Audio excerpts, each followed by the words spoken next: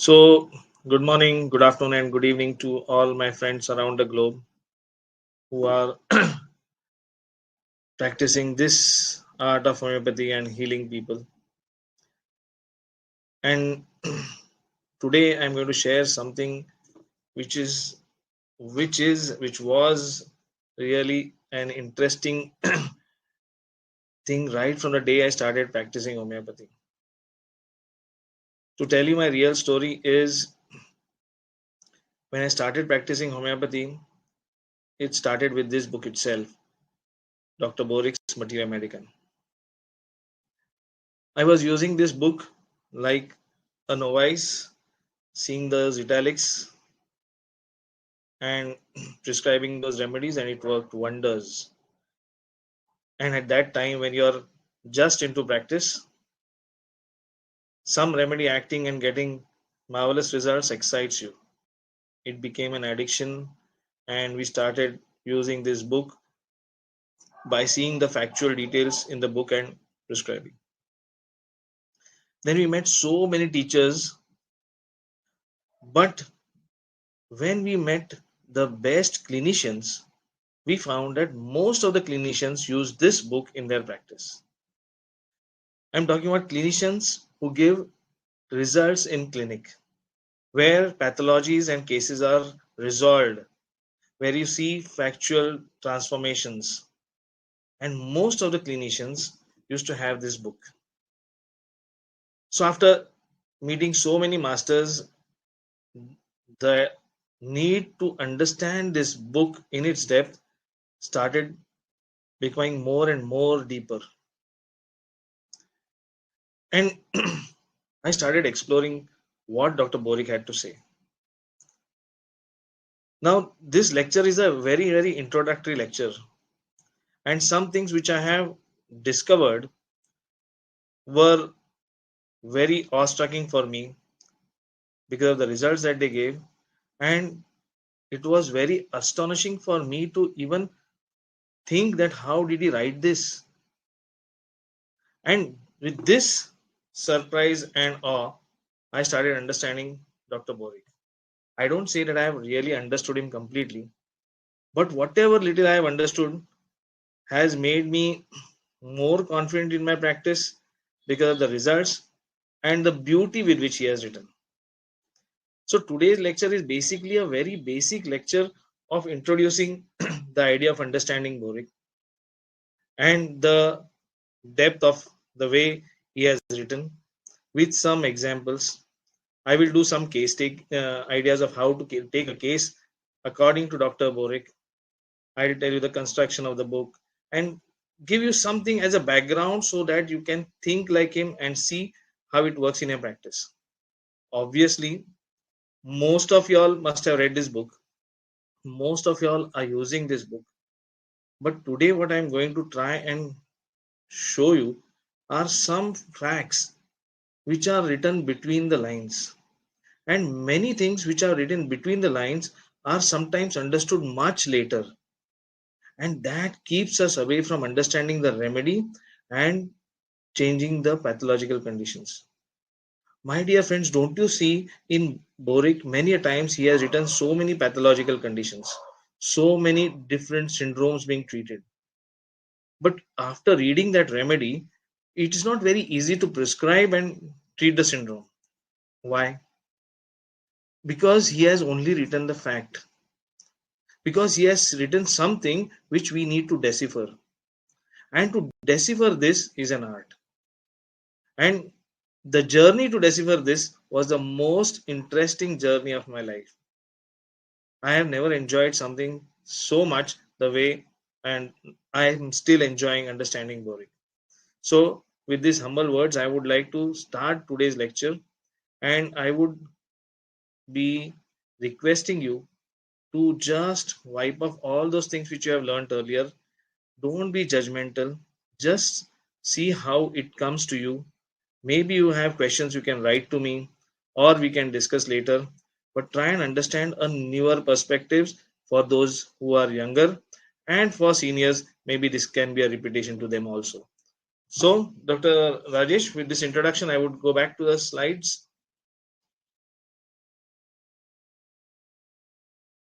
Thank you, Dr. Rajesh. So this is the pocket manual. I guess we everybody have in our clinics on our desks for ready reference. There is something that you should know about Dr. William G. Boericke. He walked on this earth from 25th October 1849 to 1st April 1929. This is what today's talk will be. I'll be telling you about this marvelous man, then the construction of this materia medica, how to take a case according to Dr. Boericke, and how to understand Boericke between the lines and the clinical application. So this is the kind of the way the talk will be structured, and everything at the end will then evolve to a way to understand your patients and apply it in your clinics. So, as I said, he was born on October 25th, 1849. He graduated from Philadelphia Medical College in 1876 and from Hahnemann Medical College in Philadelphia in 1880. Moving to San Francisco, he practiced as a homeopath for over 50 years. He was an editor of California Homoeopath and co-founder of Pacific Homeopathic Medical College and Hahnemann Hospital in 1881. He became a professor in the same college of homeopathic materia medica and therapeutics, and he held the post for 30 years. He was also a faculty of the Hahnemann Medical College in San Francisco, and he authored the book which we all read and use in our practice, the Boericke's Materia Medica. His brother Oscar added a repertory to the book, the pocket manual, and this is always there in our library every time. As you know, it is a concise guide to hundreds of remedies, some of which you will not see anywhere. Dr. Boericke breathed his last on 1st April 1929. 2 months later, when he died, his house was burned down, and whatever was left was only his books and the immense treasure that is helping so many lives in this world today. You know, during Boericke's era, there was a big change that happened, and this is the most important and golden period of homeopathy. Till 19th century, any city did not have homeopathic hospitals, but in late 19th century, out of the 93 medical schools, 14 were exclusively homeopathic. In 1900, 121 regular medical schools, of which 22 were homeopathic. There were 100 homeopathic hospitals, 60 homeopathic orphan asylums, and 1,000 homeopathic pharmacies. You see the amount of rise of homeopathy that happened during this phase. Why would it happen? Unless and until there was something evidence-based that was happening in the world at that time. So it was not only that he was doing something that was happening in his clinic, but it was spreading rapidly around the world. These are the books that he has written: the 12 tissue remedies of Dr. Schussler, a compend of principles of homeopathy as taught by Hahnemann, the treatment of disease with 12 tissue remedies, the pocket manual of homeopathic materia medica, and currently what we use, the 9th edition. The most important thing which we should all read and know is the preface. This is one which has impressed me and kept me reading this book again and again, right from the day I held the book for the first time. This first para reads as, this book contains well-known, verified characteristics, symptoms of all our medicines, besides other less important symptoms, aiding the selection of curative remedy. What is the first line that says? Well-known, verified, characteristic symptoms. Very few people can dare to write this. They are verified symptoms. Something which has been cured in the clinics are the only ones that they have written. So it is like a testimony that has been given so that you can use it in your practice, and that is why it is working. All the new medicines and essentials of the published clinical experience of the school has been added. So again, whatever was the clinical experience they have added. No theory, no provings, no imaginative symptoms. Whatever was there is given in the book. It contains the maximum number of reliable materia medica facts in minimum space. So whatever he has written is a fact. It is not an imaginary symptom. It is not something that is coming out of somebody's whims and fancies. A succinct resume of the symptomatology of every medicine used in homeopathy. Then he says imperfectly proved remedies necessitate the use of names of the disease at times instead of component symptoms that alone are legitimate guide to the choice of curative remedy. So sometimes he has just given the name of the disease and he has given a remedy. So that is what we always believe and say that it is like a specific homeopathy, but it is not a specific homeopathy because it is that remedy which has been a clinical pathological simillimum which has worked and has been working, like what he says in the remedy chrysorbinum used locally in ringworm. It has a therapeutic index where there are remedies given for different diagnosis, but that is not the way you should practice with Boericke. Just because he has given some remedies for abscess, you don't use those remedies. There is a way to individualize, but this gives just a clinical hint. It is no sense a treatise. It's an accurate, reliable compilation and the fullest collection of verified materia medica fact and clinical suggestion as it is possible to obtain within the compass of the volume. So he again says that this is not a treatise. It is an accurate, reliable compilation. See the words that he's using. Accurate, reliable compilation, which means you can rely on it completely. It supplements every other work on materia medica and if used as a ready reminder of the essential facts of a vast symptomatology and as an introduction to the larger book of reference. This is a compilation or precipitation basically of what Herring's Materia Medica or Clark's Materia Medica writes. They have been one of the great teachers who have written wonderfully about different remedies, but it is very difficult to remember those remedies. It is said that one page of these Materia Medica and one para of Dr. Boericke is similar, and one line of Allen's and one word of Boger's. But for us to understand from the one word of Boger, it will take time. So let us rely on the one para and understand it more deeper. So construction of the materia medica.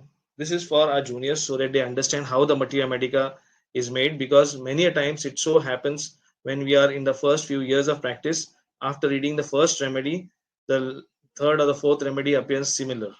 And then you give up understanding materia medica and you go to our drug pictures. But there is a way to understand it. So let's understand first the construction of the materia medica. The name of the drug comes with a common name or the botanical name or the generic name. Okay. And the first para, which we call as the generalities, gives you something about the pathophysiology of the remedy, the sphere of action of the remedy, the generalities, pathological generals, a hint of the constitution, clinical diagnosis, diathesis. Many times the name of the provers are given, addition of some new remedies with the author's name. He gives comparative remedies and relationship with the course of illness.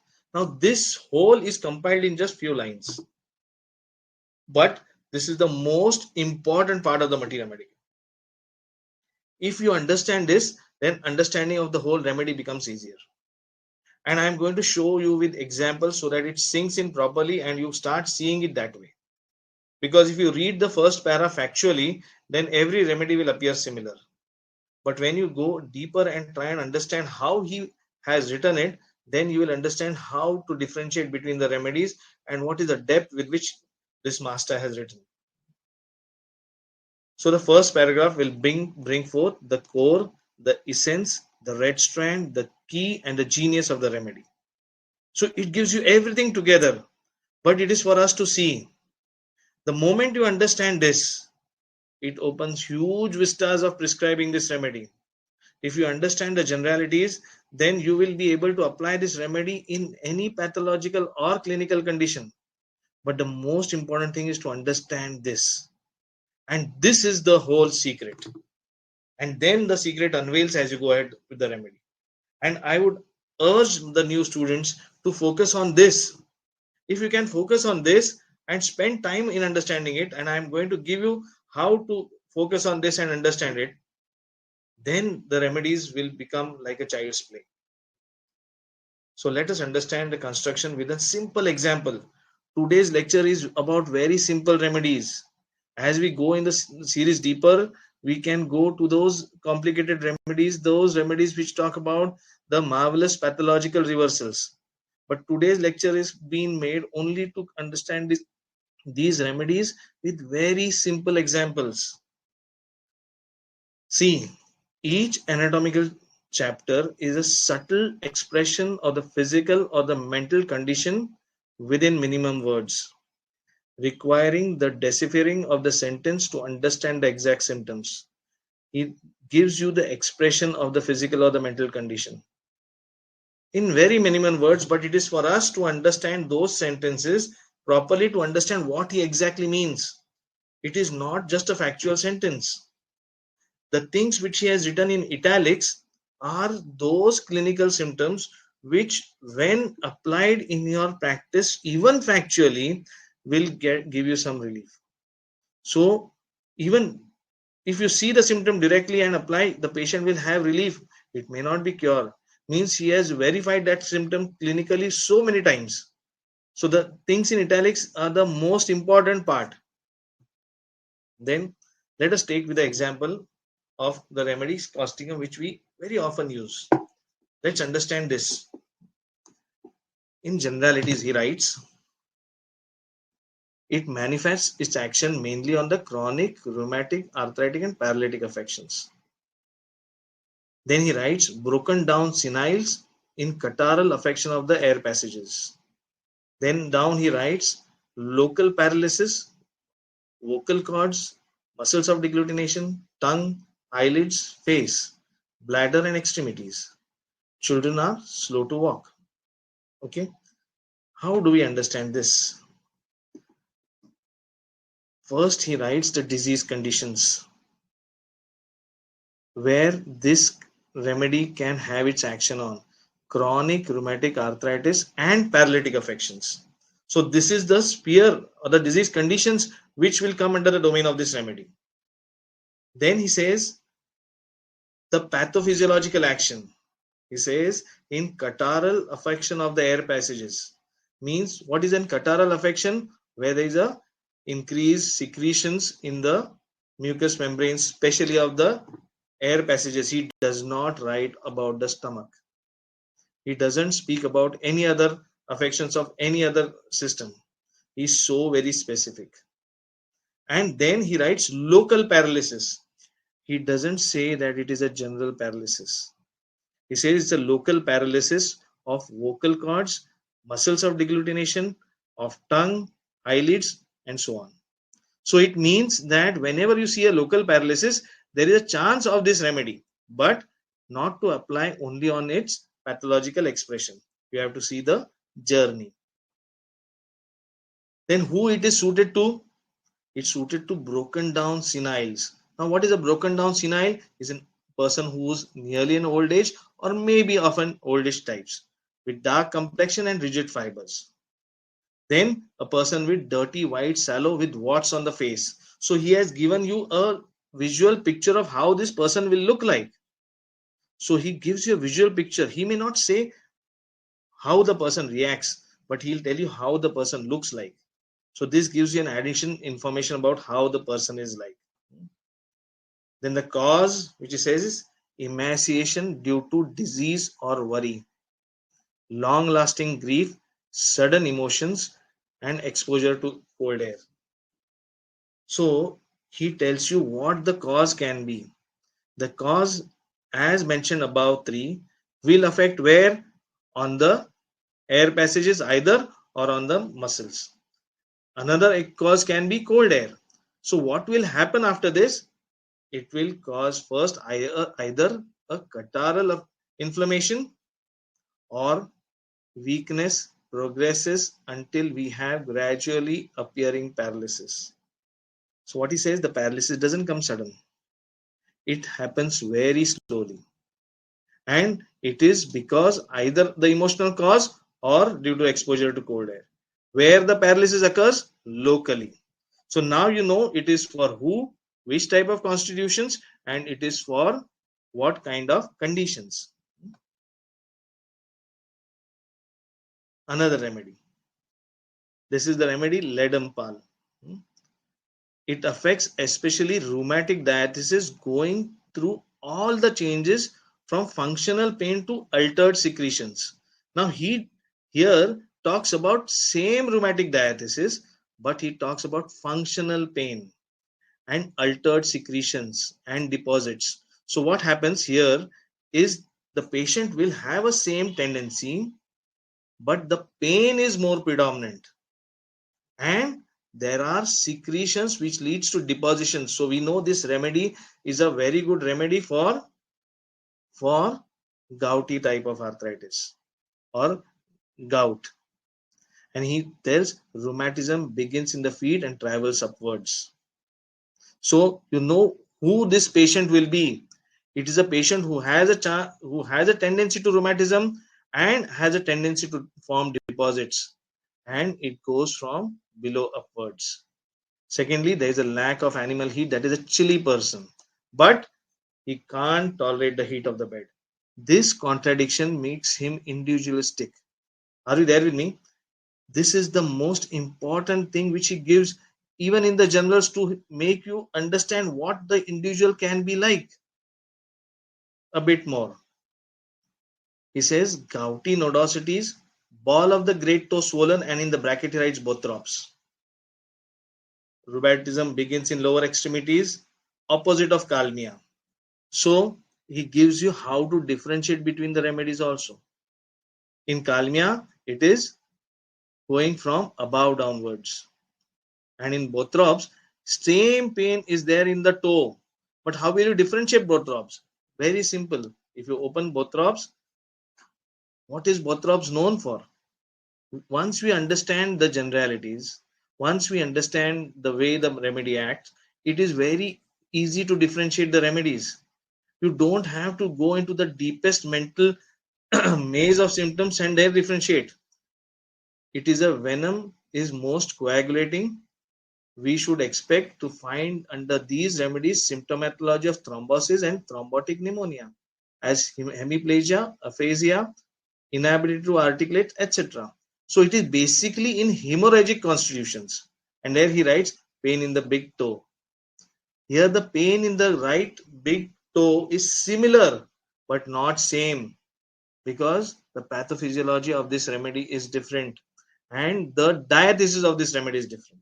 This remedy acts in those patients who have a hemorrhagic constitutions, where coagulation, hemorrhage is the mainstay of the remedy.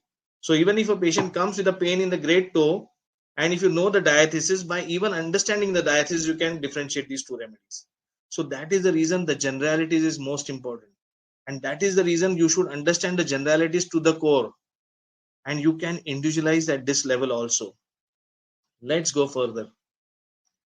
This is one simple example of the remedy Limulus, where he talks about who was the prover, who introduced the remedy, where he says Limulus was introduced by C. Herring and partially proved by him and Lippi. So many a times he gives you an introduction to the author or to the person who has proved this remedy.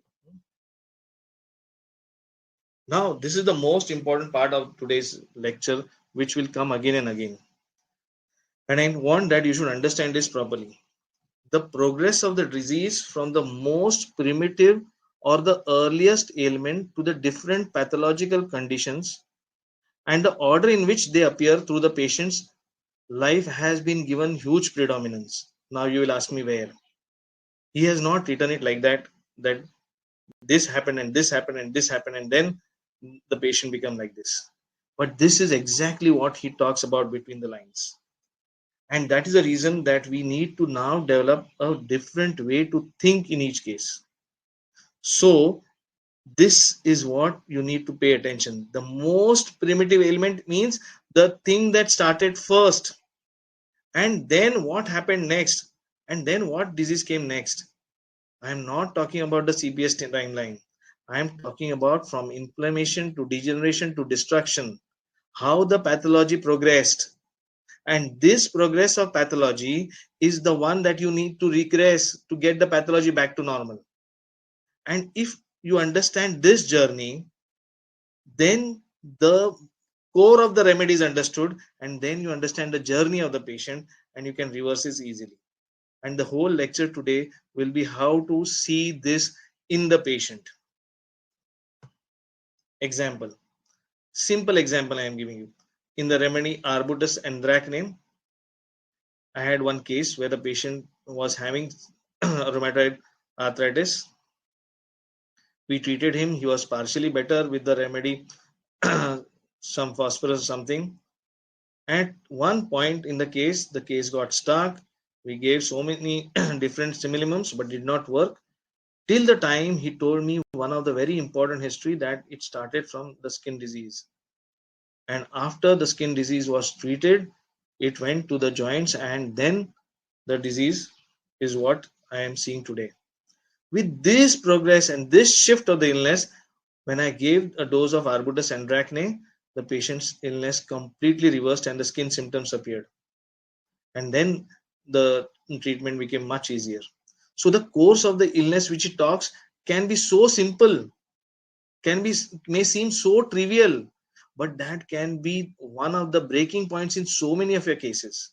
Had you not known the journey of the disease, you would have been only treating symptoms. And treating symptoms is not the only way to treat, because the journey itself can be individualistic. And this is something that we need to now see it again and again. The journey. Remember this always. Drug relationships. The chapter on drug relationship deserves very special mention, as it contains most important source to very rare or minimally proved but clinically verified remedies in similar conditions. And my dear friends, these are some remedies which have saved so many patients from the most evident disastrous results. Then he gives the differentiating materia medica there and there only. But the differentiating materia medica is not the materia medica what we differentiate in clinical discussions, but it is more symptomatic and clinical conditions on which you can differentiate the remedies. Then the remedies which we all see in different materia medicas, which antidote and which follows well. Now, in drug relationship of Aurum Met and Baraita-Moore, Aurum Moore has been explained. Now, we know Aurum Moore, and so many conceptual practitioners they use understanding of Aurum mentals with muriaticum, and if there is a Aurum element and a muriaticum element, you combine it together and give Aurum Moore. But see how this master writes. He says in Aurum Moore, burning yellow acrid leucorrhea, heart symptoms, glandular affections, warts on tongue and genitals, sclerotic and exudative degeneration of the nervous system, multiple sclerosis, Marvan's disease. Second titration of Aurum Moore is psychotic remedy causing suppressed discharges to valuable in climacteric hemorrhages from womb, disease of the frontal sinus, stitching pain in the left side of the forehead, weariness to all work, drawing feeling in the stomach, cancer, tongue is hard as leather, enduration after glossitis. Now, Aurum Moore, have you used it this way? But he gives you very definite clinical indications where he talks about the yellow acrid leucorrhea. He gives you the area of affection, the glandular affections. He gives you a fact of warts on tongue. And if you have a patient with sclerotic and exudative changes with the Aurum state, The drug is not aurum metallicum, it is aurum muriaticum. Do you understand? So, and these are factual clinical verifications. Similarly, if you have a patient of cancer with tongue hard as leather, how very factual it is. This remedy is going to heal it. And we have so many cases where we have prescribed on this and the patients had got dramatic results. So the relationships is so very important, that not to conceptualize the remedy and give, but to see it factually. And these are symptoms of gold which we generally miss. Then in Bharat he writes, Aurum which will often accomplish more in sclerotic and exudative degenerations than other remedies in multiple sclerosis, in fulgurating pains, tremors, Marwan's disease, and hypertrophy of fingers. That is what he writes in Bharat that how it will work in such type of conditions. So he's given direct diagnosis, but the understanding, the most important is understanding. The understanding here is, listen to this carefully. This brings us to an important understanding that a drug within a group can be differentiated with same constitutional attributes but different pathological indications.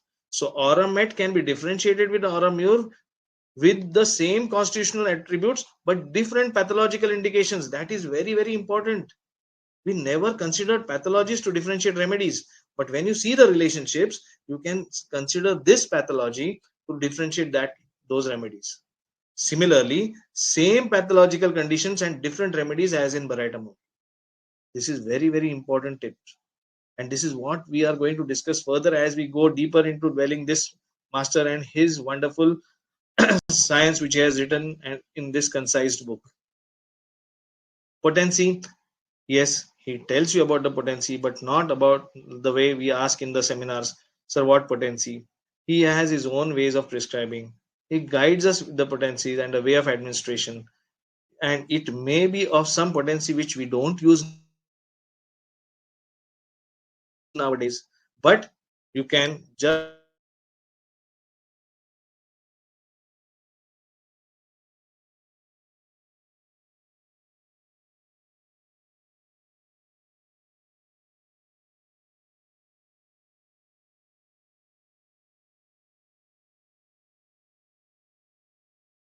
book. Which we do not get nowadays, but something like this is also what is written in the book. Now, the most important is case taking. How to understand a case according to Boericke. Because I guess even I was only applying whatever he had written according to the facts that are mentioned in the book. But after dwelling on this subject for a long time, I thought that there is some other way, and that is what I am trying to bring forth before you. First is learn to think like Dr. Boericke. How he understood the remedies and their clinical application. And this is the whole trick. This is the catch. This is the thing that you need to focus on. And for this, we have to change the way we think and the way we have learned for so many years. Unlearning, my friends, is very difficult, but this is something which is not unusual. This is something which is very, very, very logical. And the whole book is completely based on logics. Essential to understand Dr. Boericke is first is case taking. Now the chief complaint which we are taking has, please do not change the way you take the case. This is a disclaimer that I would like to tell you. I am not here to teach you only Boericke's way. I am just telling you this is something that you can add to your acumen which you already have and see it in your cases when need arises. So the chief complaint has to be understood in the terms of origin, onset, and progress. This is what we do, ODP, right? But the most important way to see it is the course of the illness with respect to the cause and the physiopathological change. See, I have focused on something very different, not pathophysiological change. It is physiopathological change. Means after a cause, the first change that occurs is the physiology, and then it goes to the pathology. If you are emotionally down, if you get exposed to cold air, if you get exposed to bad food, the first thing that will happen will be inflammation, increased secretion or dryness. This is physiological change. And then we'll go to hypertrophy. And that is a pathological change. But you need to see, is this change that is occurring? Please understand it. What we are doing today is listening to symptoms. Symptoms comes much later. Symptoms comes only when they are evident to the patient. But the physiopathological change starts much before. If you can see this change as a clinician, you are much deeper in the case than just the symptoms. I guess this is something that you need to sink within yourself first, that you need to see the physiopathological change and not the symptoms always. Of course, symptoms are the things on which you can rely on, because the whole materia medica, the repertoire is based on symptoms. But in the background, as a clinician, you need to see for what is going behind the symptoms. For example, as I mentioned in the same remedy causticum, the common strand, the physiopathological change has to be seen as a common strand running through the person. Example in causticum, ailments from long-lasting grief, sudden emotions, worry, cold weather. These are the ailments from. But what happens? Catarrhal inflammation of the respiratory tree, and then that journey to the paralysis of the single parts. So it is not something that is going to happen on day one, the moment the patient gets exposed to it. It is the first change that will occur first. Then with the predominant miasmatic background, it may go to the next level of suffering, the deeper one, the paralysis. Not all causticums, they get paralyzed. Not all causticums will get only respiratory ailment. It also depends on the miasmatic background, which is a topic of discussion later.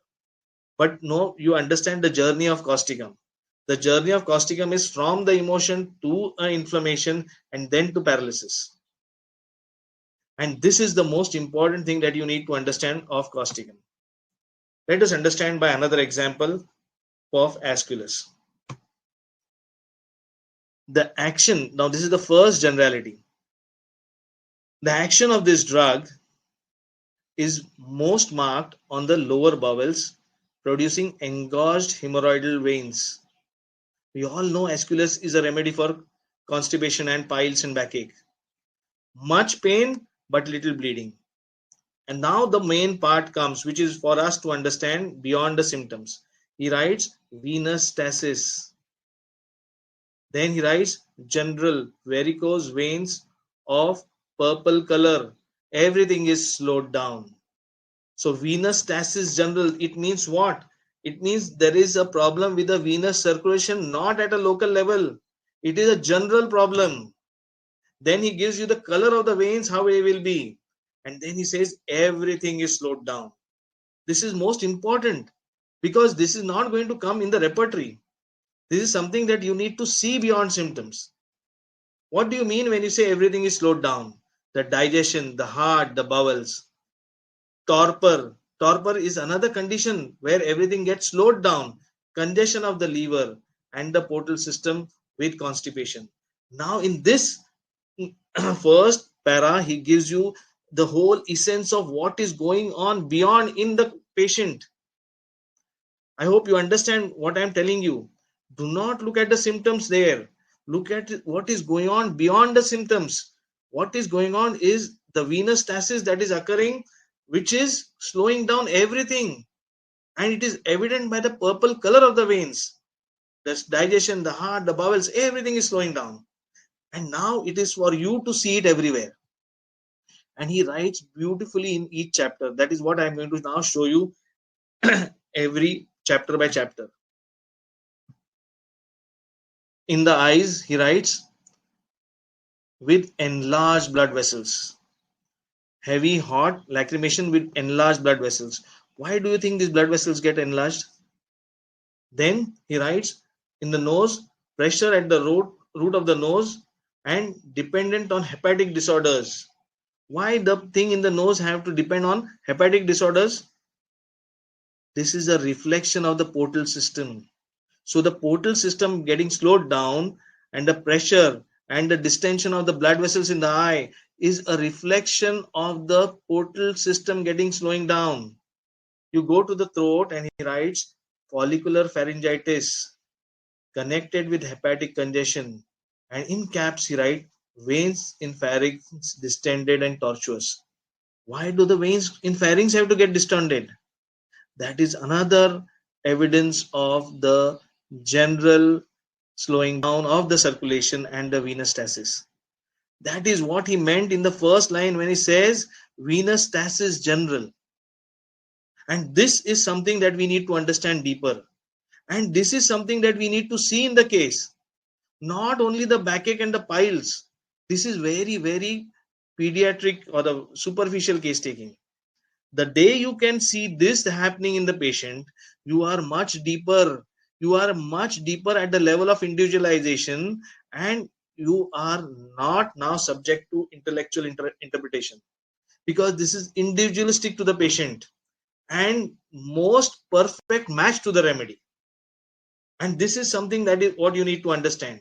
Next, in the stomach, tenderness and fullness in the region of liver. Abdomen, dull, aching, liver, and jaundice. And in rectum, as you all know, with prolapse, hemorrhoids, burning in the anus that chills up and down the back. And he says, much pain after stools with prolapse, but very little bleeding. Now, what it means? Very little bleeding means it is a question of only venous stasis. It is a question of the whole venous circulation coming for a halt. So let it be a pathology of the liver, let it be a pathology of the nose, let it be the pathology of the stomach. If you see this picture and if you prescribe, then the whole pathology is going to regress even before the symptoms manifest. And this is the most important way to see things beyond the symptoms. And that is what is the beauty of Boericke. So, what is the common strand in this remedy? First is the stasis, then is the venous congestion and the hepatic derangements. Now you can use this this understanding to treat piles or a case of cirrhosis of liver, where there is stasis, the most initial stage. The patient may not tell you anything, but if you see a patient with piles and he talks about pain but no bleeding, he gives you a history of jaundice, and if you ask him to open his mouth and you see a distended veins in his throat, you know that there is a problem with the venous system. Just that much would be enough to understand the patient individually, rather than going to each and every symptom and then repertorizing and coming to the remedy, and where you may not come to the remedy as well. But if you see this, you are going to come to this remedy and treat huge pathologies. They may be expressed in the body with different symptoms. But when we prescribe on symptoms, we are going to only see backache and rectal symptoms. And till the time you don't see these symptoms, the chances of prescribing this remedy will be very less. Because we are so dogmatized by understanding only the drug pictures, the picture and the clinical picture that we have about the remedy, without understanding what is going on beyond the symptoms. And that is the common strand which exists in each and every remedy, which we are trying to unearth and see it evidently. The day you see this, the remedy becomes a child's play, and every pathology can be seen reversing. But it is for you now to change the way you think. This is something which I call as understanding Boericke between the lines. This is only one part of it. There are many more edges to it, and I'm trying to tell you some more as we have a time lag, but whatever. I'll try and tell you most of the things possible, and rest we can leave for the next lecture also. Now, mind. Many times we see that mind and mental symptoms do not get huge importance, isn't it? And by understanding the mind chapter of Boericke, I don't think we have prescribed anybody a constitutional remedy. We have always understood mind by other different authors. But here he has used the mind part very smartly. And that is what I am going to now share with you, how I unearthed and understood. He gives you a insight to associate mental conditions with different pathologies, and that is more predominant. Means he will use a mental condition and the existing pathological condition together. If this thing together is existing, then he gives that more importance. Hence, it becomes more peculiar, more marked, because it is an intersection of mind and the body. And this is what I am going to show you with different examples. Like in Zinkum Met, he says chorea from fright or suppressed eruption. So this is one line that he has given. A patient developing a pathological neurological condition from fright. So the understanding the fright and the different types of fright is not important, but how the fright transformed into a neurological condition becomes more predominant. One small example. Next. Better during menstrual flow, all female symptoms are associated with restlessness, depression, coldness of spine, and restless feet. So all the symptoms are associated with a kind of mental restlessness.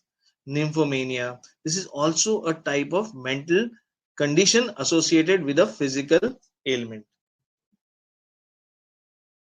As a physician, we need to develop an eye, most important, to trace the relationship of the previous illness and the order in which these illnesses appeared. How first the patient was having only cold and cough, and now how the cough later developed into a COPD, I mean chronic obstructive pulmonary disease. Later, after few years, this same female developed fibroids, and after few years she started having vicarious bleeding and a cancerous growth. So if you have to treat the cancer, you have to understand from the first cold and cough to the present situation of cancer, every stages of illness and the order in which they appeared. Many a times, the phase of life, the childhood, the menarche, the pregnancy, the menopause, the time, if the symptoms have appeared in this time, becomes more important, and that becomes more individualistic. Many a times when he has given so many symptoms at a particular phase of life, like when he talks about thyroid, he says thyroid symptoms appearing during menopause, thyroid conditions appearing during menopause or during puberty. So these symptoms are not symptoms of the person, but two conditions appearing at a particular phase of life. So we need to now focus not only on the symptoms, but when they occurred in their lives. That can be individualistic to the person, and that will open up a huge way to prescribe individually, not only on symptoms, but on an individual character of the person. The systemic affection and in the order of which they got involved. The two concomitant systems getting affected at the same time. This is something that we need to see for juniors, for seniors. Of course, they must be seeing this. Any pathological condition associated with another system which is completely not related. Right? For example, a case of uremia and rheumatism occurring together, or case of uremia and skin disorder occurring together. What we try to do generally in cases is we try to take these symptoms separately and take a remedy. But if you see, if these systems are alternating with each other or coming together with each other, they themselves are individualistic to the patient. And that is what we need to see in the case. And that can be very, very individualistic in prescription. And this is very, very necessary to apply Boericke in clinical practice. Given in the bracket, along the symptoms are the closest associated remedies of similar condition. Example, in Ledampal, I told you of the great swollen toe of Bothrops and the rheumatism of Kalmia. Similar remedies are also given. Okay. Name of the provers and the additions, as I told you. Now come to the modalities, which we are very much used to. The modalities generally sum up the descriptions of each remedy and give us a clear insight of the completely indicated remedy. Boericke does not give us a drug picture.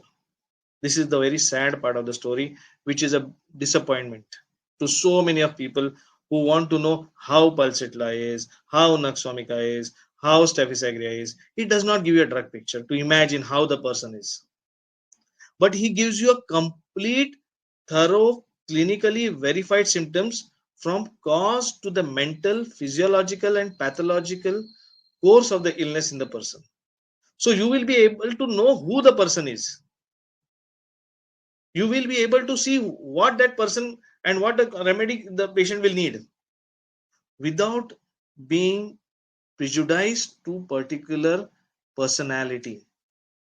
He will not give you a kind of one that you can imagine, but he will give you a complete guide to prescribe the same remedy from a cold to a cancer with the same with the understanding of the same remedy much deeper than just the drug picture.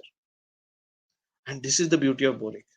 See, initially, when we are in the first 5-10 years of practice, we are in that wow of finding this personality and explaining how beautifully you understood the person.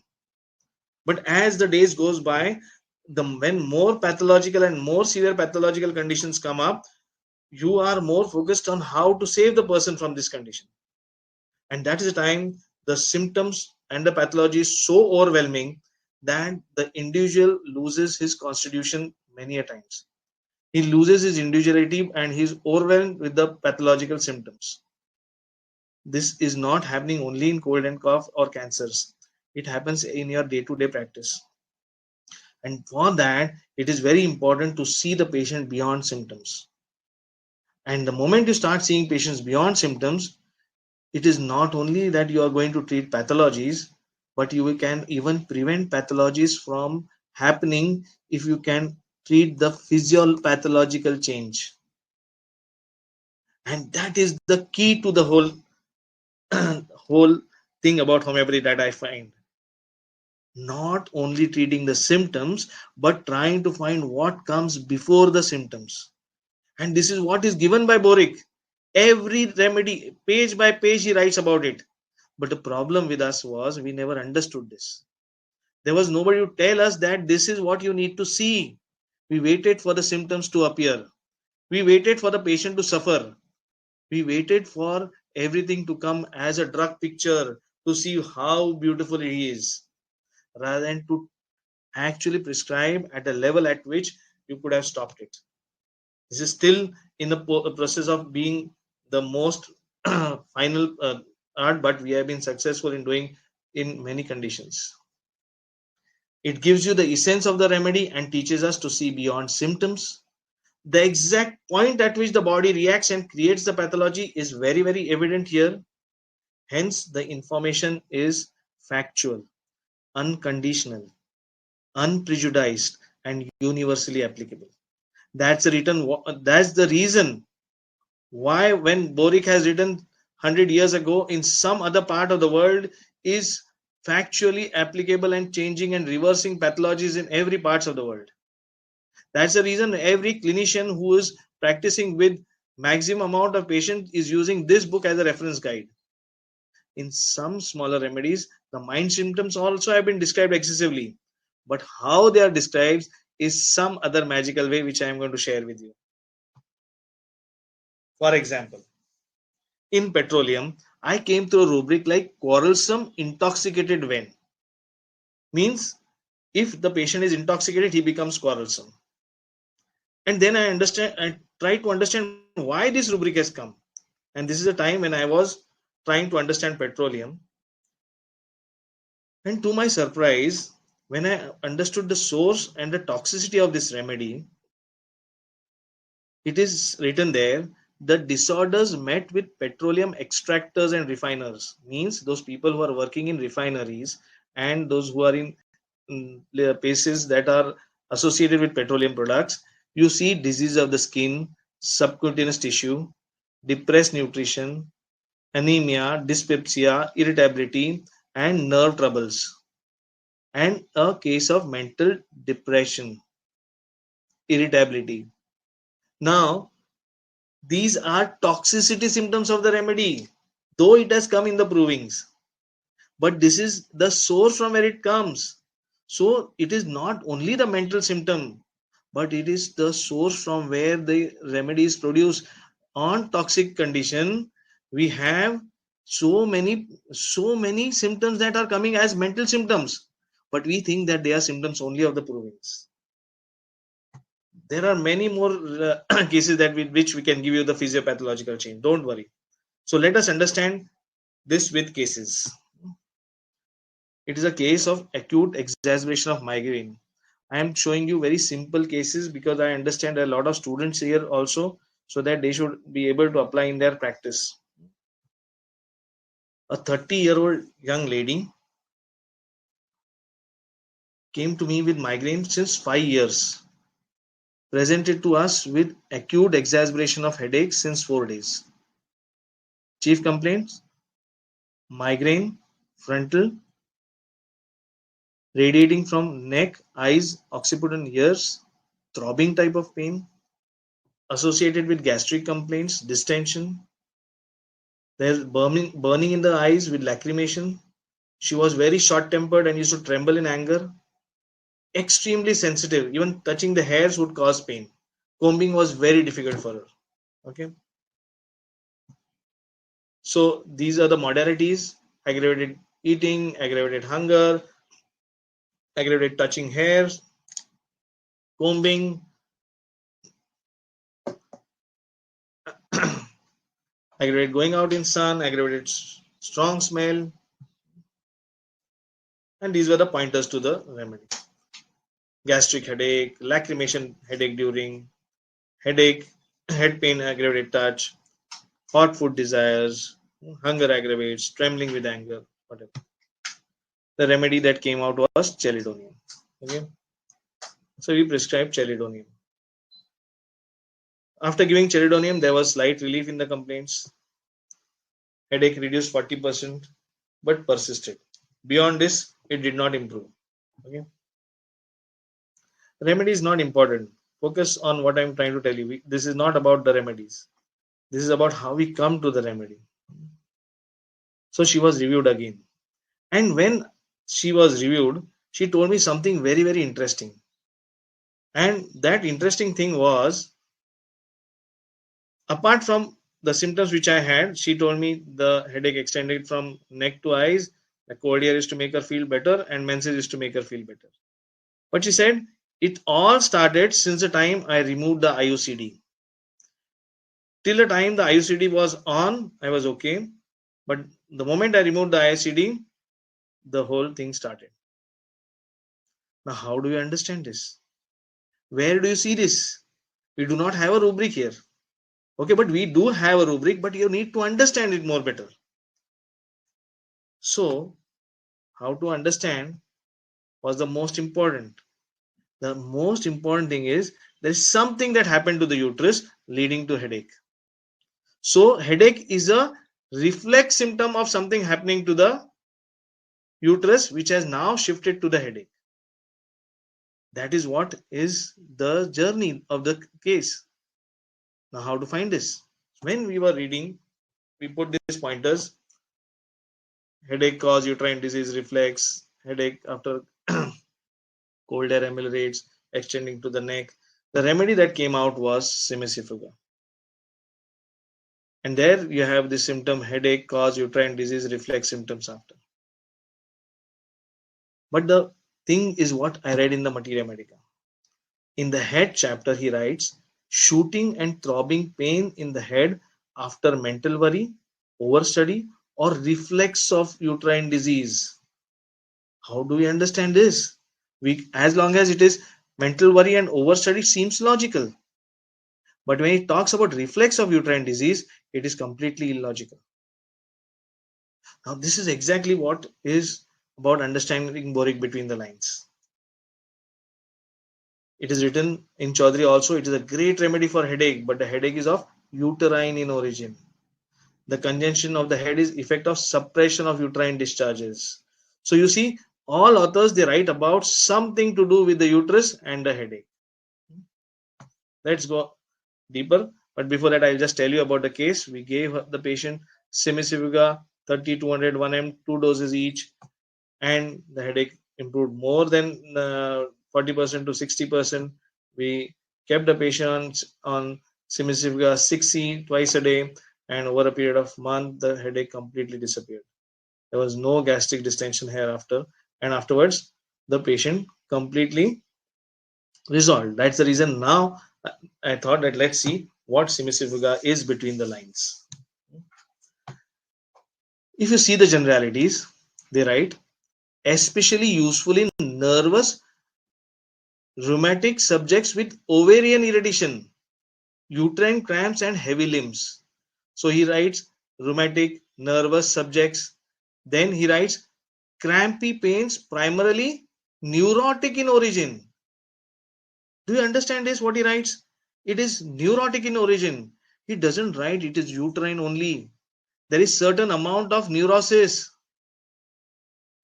Then occurring in every part of the body are characteristics. Now he says it is occurring in every part of the body. That means these cramping pains, which are primarily neurotic, occur in every part of the body. Then he writes agitation and pain. Now understand this, agitation is not a symptom of the physical, it is a symptom from the mind. And this agitation he has written in so concisely. When I describe you later, you will understand what this agitation means and the pain indicated. Now you have to understand agitation, my dear friends. If you don't understand agitation, then you will not understand Simisifuga. Then he says migraine, full stop, comma, symptoms referable to pelvic organs prominent. Migraine, symptoms referable to pelvic organs prominent. So that means that this migraine has something to do with the pelvic organs also. Let us understand this more deeper.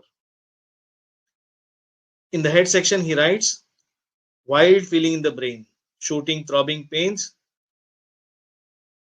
after mental worry, overstudy, reflex of ovarian disease, uterine disease, and opening and shutting sensation in the brain.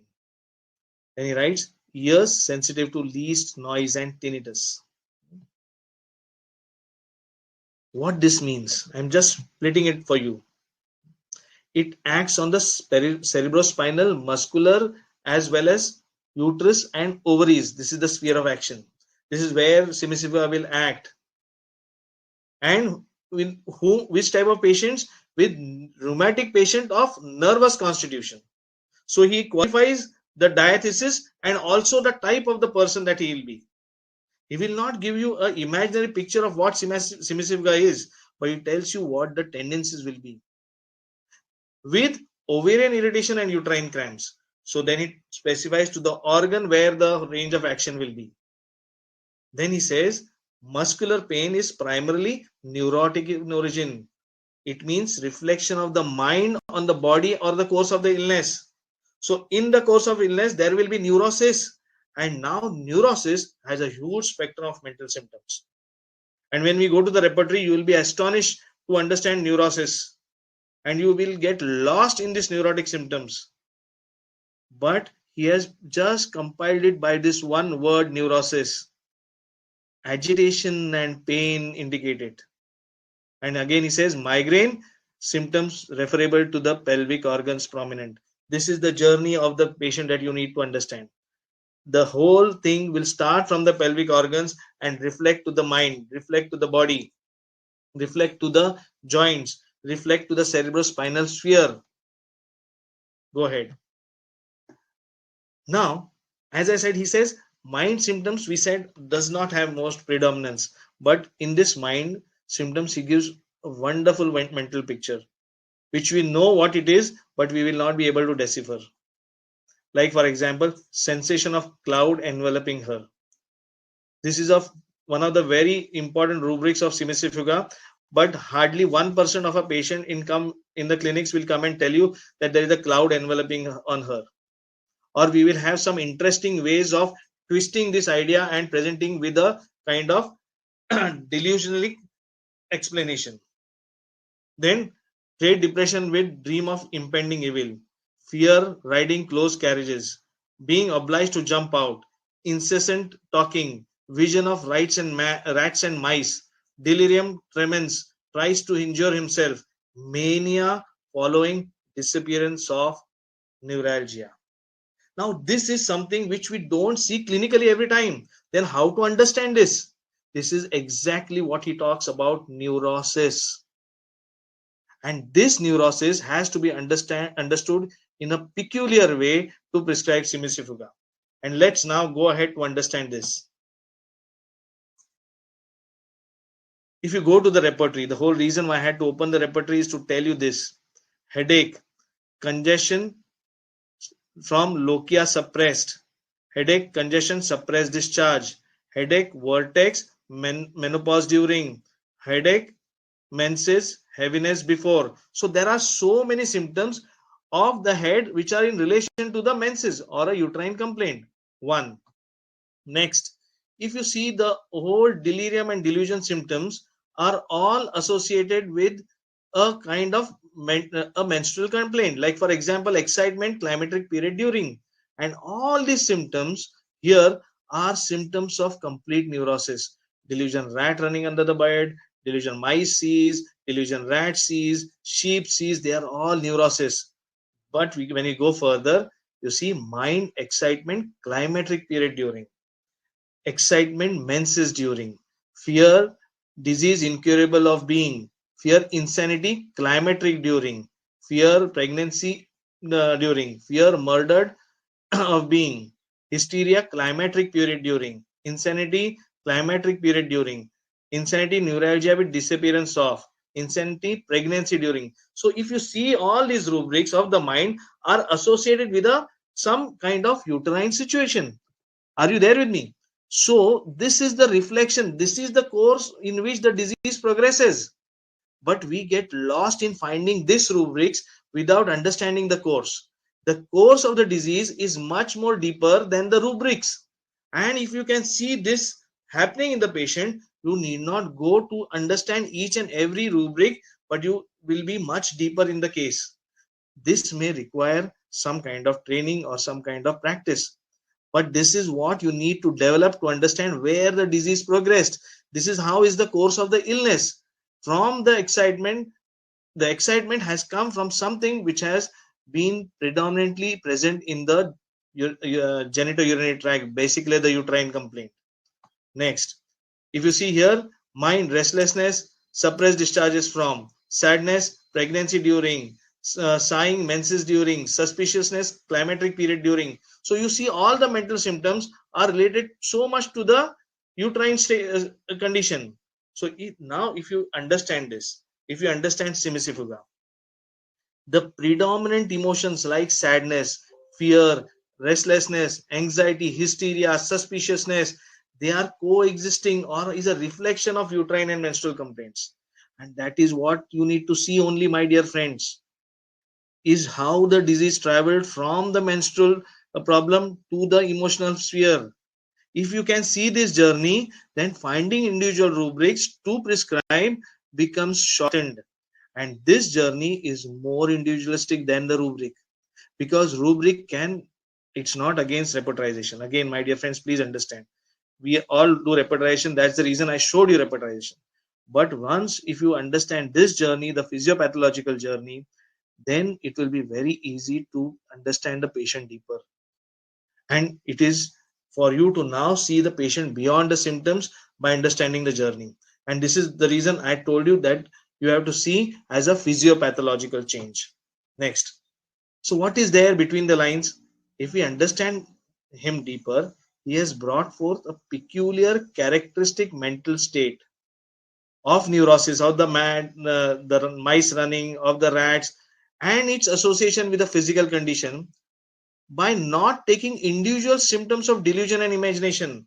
He did not bring out individual symptoms here, but he told that it is in association with the uterine complaints, and that is what he writes in the generalities. So seeing these mental symptoms differently and the generalities differently is what Boericke is.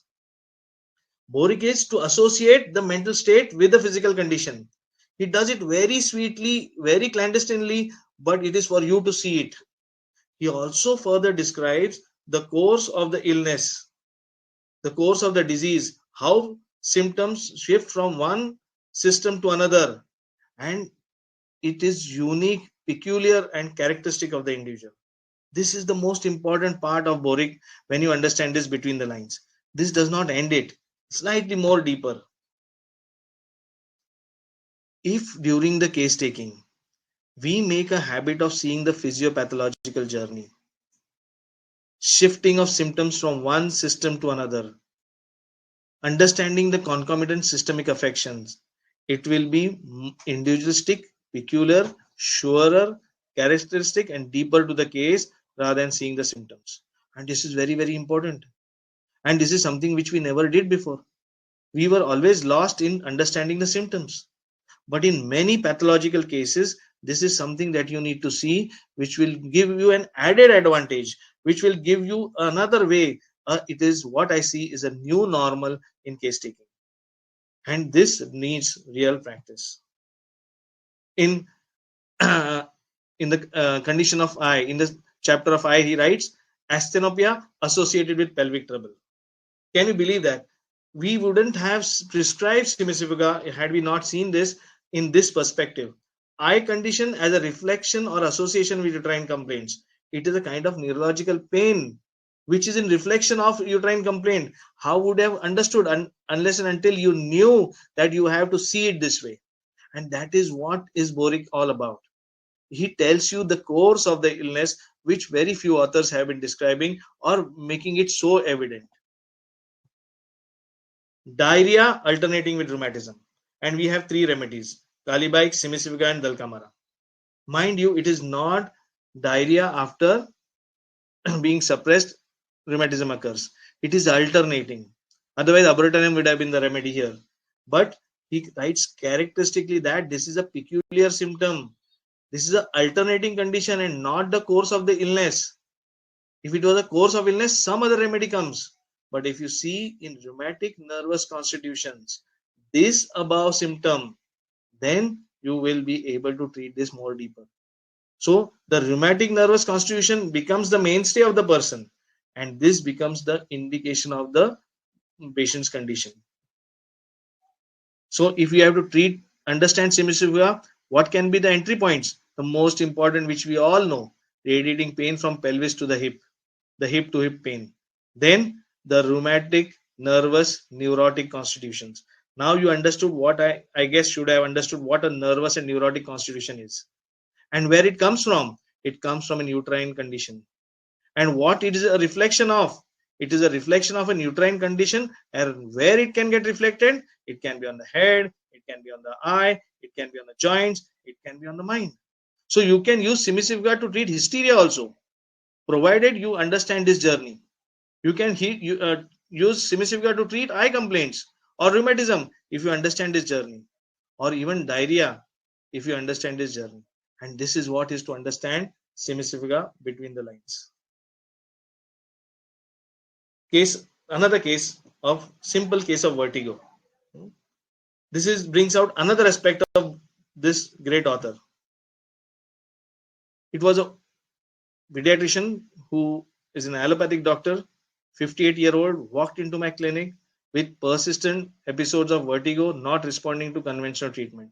Obviously, he comes from the modern school, was already on so many allopathic remedies, but he was not doing well. He was on Stugeron and Vertin, but he used to suffer 2-3 episodes of this vertigo every day. And this was not a vertigo which we generally experience. It was a kind of an episode that he used to have. He says, it comes suddenly and I lose my balance. I have to hold on to something and prevent myself from falling. I am severely terrified, confused, not able to walk. My legs go extremely weak. I have severe nausea, sometimes vomiting and ringing in the ears. The only thing that gives me relief is closing my eyes. He says, whenever this comes, I have to close my eyes and stand, and that used to stop me. Now, this was the entry point for me, that closing the eyes makes me feel better. So I asked his wife. She says, you know what happens? Whenever he gets vertigo, he is not able to speak properly. He can't even stand. And he starts looking with a staring look, looks very stupid at that time. We also don't know what is happening. And suddenly he closes his eyes, and after some time, he feels better. This was the kind of description that she gave. Obviously, we had prescribed an individualistic remedy also to the patient, but these attacks did not subside completely. What was predominant in the case was the persistent vertigo. See, when I'm looking at cases from the Boericke's perspective, a lot of importance is given to the factuals that they describe. The anxious, depressed look and the stupefying look, the nausea that he used to have, the ringing in the ears, and the weakness in the legs. This was the most factual thing that was happening every time. Okay? And the only modality that I got was closing the eyes used to make him feel better. So when I put this thing into the repertory, I was caught by this remedy, Lolium from Boericke, relief from closing the eyes, aloe and Lolium. So I decided to understand Lolium, prescribed Lolium, and within few days this attack got completely resolved. This was surprising for me, and this made me understand Lolium deeper.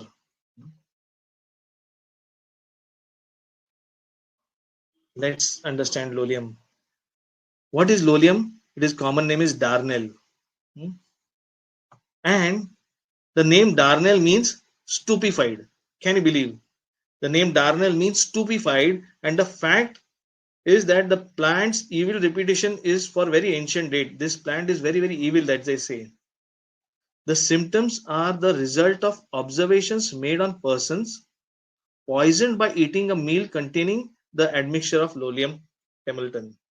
So it is the symptoms which they found were the poisoning symptoms. And then when I tried to understand what are the poisoning symptoms, I got Alan mentioning here that Lolium is much infested with ergot. Means this Lolium plant is infested with ergot, and it is that ergot due to which the poisoning symptoms are present. So it is not Lolium that is causing the problem, but it is the ergot which is always infested that causes the problem to the patient. This is what here Clark writes. Confusion of mind, at times delirium, great depression, nausea and vomiting, paralysis, tremors, and convulsions. And this is the source of what I just said earlier. When I looked up ergot poisoning, it is written dizziness, headache, convulsions, psychosis, and coma. These are the symptoms of poisoning. Okay. Gastrointestinal symptoms, nausea, vomiting, abdominal pain, cramps, and diarrhea. Now, don't you see that there are some symptoms which are present in our patient? They are the symptoms which are the poisoning symptoms of the remedy which we are dealing today, Lolium.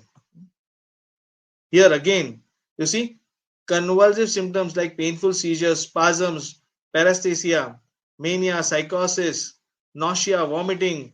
These are some of the poisoning symptoms that occur.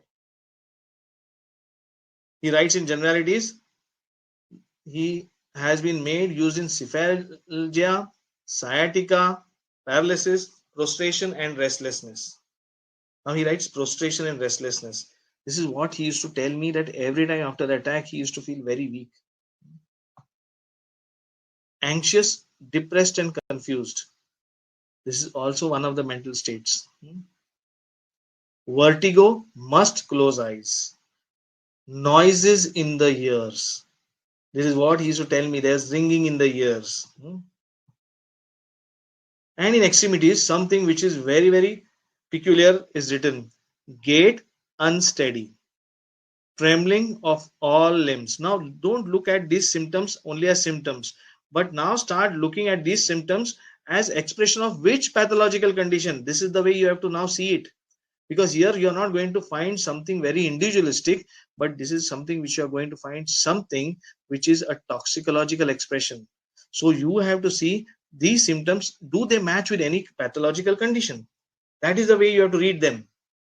Gait unsteady, trembling of limbs, loss of power in extremities, violent pain in the calves as if bound by cords, spasmodic motions of the leg, cannot hold a glass of water, trembling of hands in paralysis. Now, this is very, very important. He's giving you a clinical picture of some kind of ailment. Now, let's understand this deeper. Stomach, nausea and vomiting, and pain in the pit of the stomach. If you compare the toxic symptoms or toxicity symptoms of the same remedy with the Boericke's Materia Medica, it seems that in this remedy, the symptoms of poisoning are more predominant than the symptoms of proving. The symptoms which he has written are not the symptoms which came in the clinical provings, but they are symptoms of poisoning which has been written more evidently. Now, this brings us to some conclusion that some cases, in some remedies, he has given the toxicity symptoms, and these toxicity symptoms, when treated with this remedy, became the symptoms of the remedy. Now, let's understand this more deeper. And yet, when these clinical symptoms are considered, the disease condition which was reflected got elevated. So when these toxicity symptoms were treated by this remedy, they got cured. That concludes that some remedies are an expression of toxicological symptoms of the source, which can be directly equated to different clinical conditions and their manifestations to treat effectively. Understand this deeper. Many remedies, especially the smaller remedies, we know that smaller remedies sometimes he has given in one paragraph or even lesser than that. How to use this, how to understand this. These remedies are not the remedies which are clinically showing a kind of picture, but they are the expression of the toxicological symptoms which is of that particular remedy. This, when matched with the different clinical conditions, different pathological conditions, if they are matching, then they treat it, and we call them as pathological synonyms.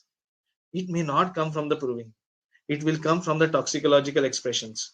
Let's understand this. Understanding lolium between the lines now, which I use in clinical practice, it is suited best to people who have anxiety with general uneasiness, a kind of mania, a depression of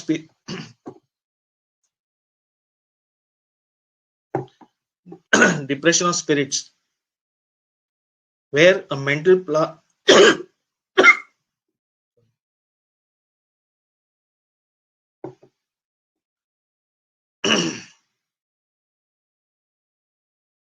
the mental power gets blunted, comprehension becomes difficult, and there is stupefaction. Stupefaction is the hallmark of this remedy, Darnell, and this helped in many cases of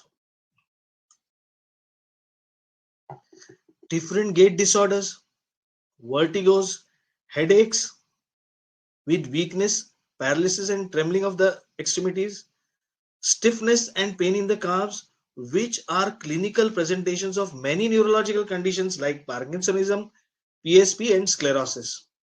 Many neurological degenerative diseases are being helped with this remedy.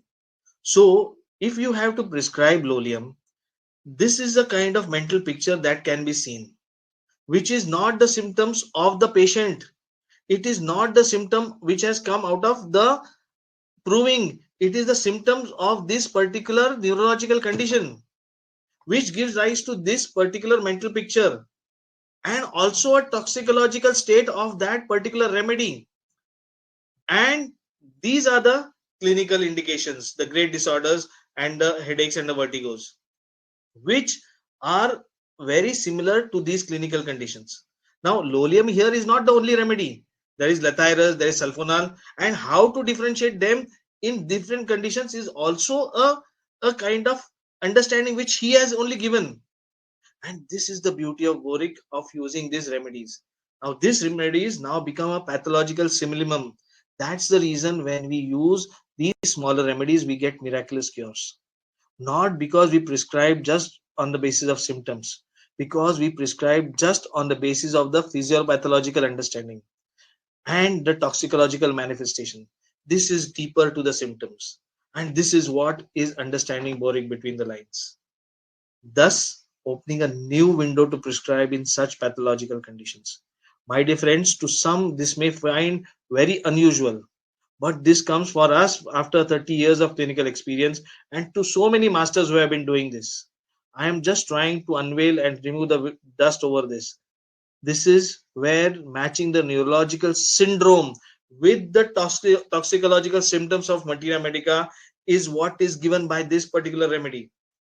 And it may not be a neurological syndrome, it can be any pathological condition that is matched with the toxicological symptoms of the materia medica. And this is now a new simillimum. This is now a new normal.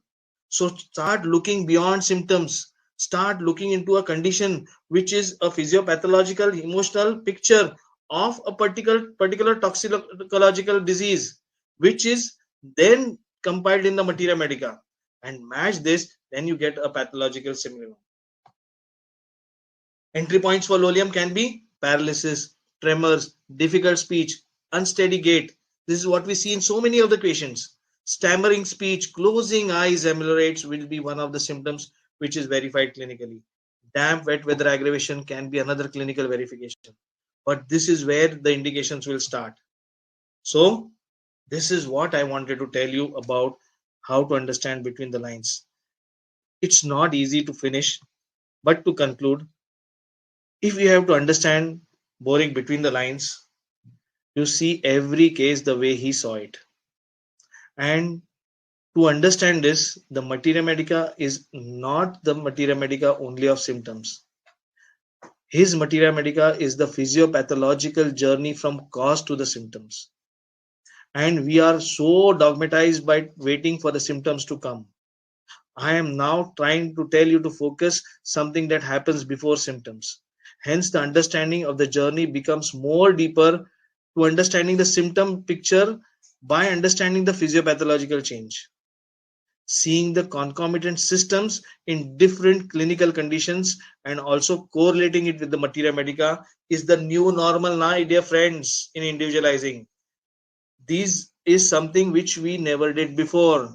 This is something now you have to put as a habit into you, to see things before they come into symptoms, to see how it started. Let it start from an emotion, but see where did it affect, which part of the body it affected, and what is the change that occurred after it.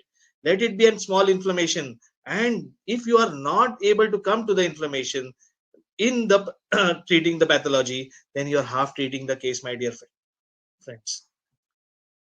This materia medica also unveils something where tracing the cause of the illness is important. Correlating the toxicological symptoms is important. Remedy relationships in a very unique way, which he told, the way I explained about Barata Mure and Aurum Mure, that is also important. And that will prevent, my dear friends, the unique problem that we had, that we used to get lost in the maze of intellectual symptoms. We used to get lost into unpredictability. We used to get lost trying to find a mental picture and come to a kind of constitution which makes the person feel known and beautiful to you, and halted in many more pathological conditions. It is just a beginning, my dear friends. This is just a beginning and even a fraction of what I have understood. I don't say that I have understood Boericke completely. This is just a fraction. There is much more to discover. It has unfathomable depths, many pearls of wisdom, and lot of keys to cure which are yet to be discovered. I am planning to start this journey, a voyage to understanding Boericke between the lines. I have decided to give my whole mission in homeopathy to understand this intelligent person who revolutionized homeopathy in that particular era, where unknown homeopathy comes to all over the world into so many colleges and so many universities. This is one author who which has helped so many clinicians to train themselves and even input so much of confidence in treating smallest possible cold to the deepest pathologies. If you have to understand this, then it is very important to understand him between the lines.